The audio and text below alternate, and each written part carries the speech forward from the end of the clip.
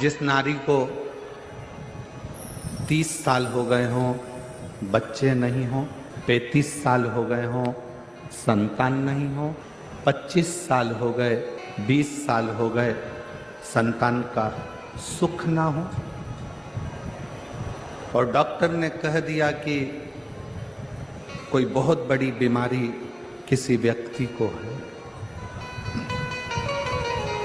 रोग बड़ा, बीमारी बड़ी है, और उस बीमारी का कोई हल, उस रोग का कोई हल नहीं दिख रहा, कोई हल नजर ना हो।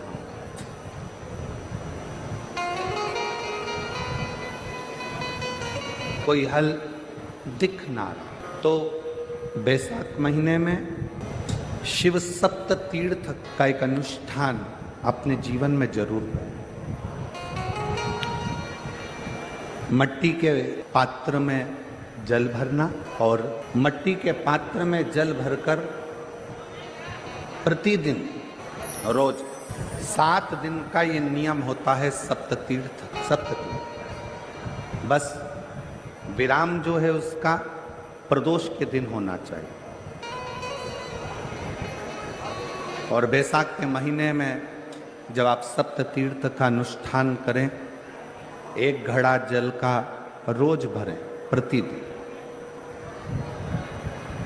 और 1 बेलपत्र, 1 शमी पत्र उस घड़े के नजदीक में कोई पात्र में अवश्य रखें। पात्र को, जो जल का घड़ा है, जल का पात्र है, उसको मट्टी के ही दीप से या कोई श्वेत वस्त्र जिसको मला गया हो, धोया गया हो, साफ हो, उस वस्त्र से ढक दें। एक दिन एक शिवालय में जाएं, शमी पत्र अशोक सुंदरी वाली जगह पर समर्पित करें। अशोक सुंदरी की जगह जानते हो ना आप लोग? अशोक सुंदरी की जगह पर शमी पत्र समर्पित करें। बेलपत्र जहां आप खड़े हैं वहां डंडी का भाग आपकी ओर हो और बेलपत्र शिव जी को समर्पित करा जाए। फिर जो मट्टी के पात्र में जल है वो भगवान शंकर को अपनी कामना कर कर शिव जी को समर्पित कर दो। संतान के लिए कर रहे हो तो वहीं से जल को एक कटोरी में, एक पात्र में झेल लीजिए। उस जल का आधा भाग नंदी के पास बैठकर आप ग्रहण कर लो, आधा भाग अपने पति को देना प्रारंभ कर दो।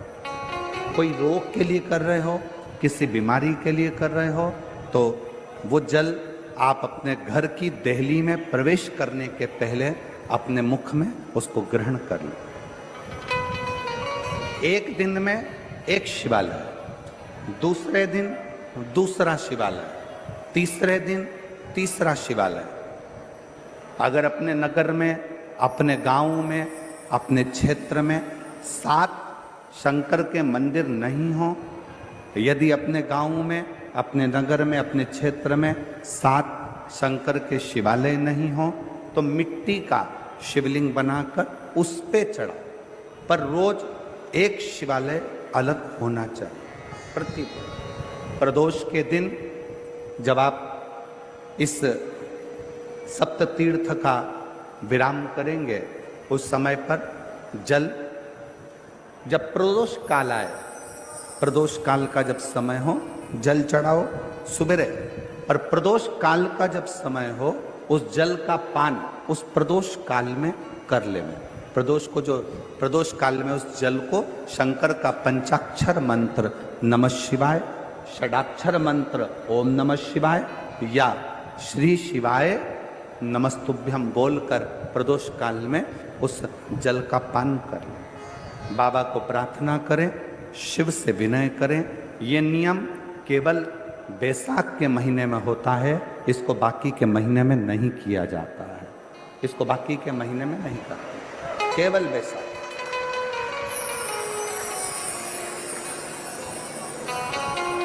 शिव सप्त तीर्थ का जो नियम है वो अपने जीवन में धारण करें। और हम तो कहेंगे शिव महापुराण की कथा श्रवण करने वाले प्रत्येक बेटा बेटी से, शिव महापुराण की कथा सुनने वाले प्रत्येक शिव भक्त से हम तो कहेंगे कि शरीर में कोई रोग नहीं भी है, संतान की प्राप्ति नहीं भी चाहिए, उच्च शिक्षा के लिए आप कर रहे हैं, अपने जीवन की खुशहाली के लिए कर रहे हैं, तो शिव का सप्त तीर्थ अनुष्ठान अवश्य करें, अवश्य करें और अपने जीवन को सार्थक करें। धन्यवाद।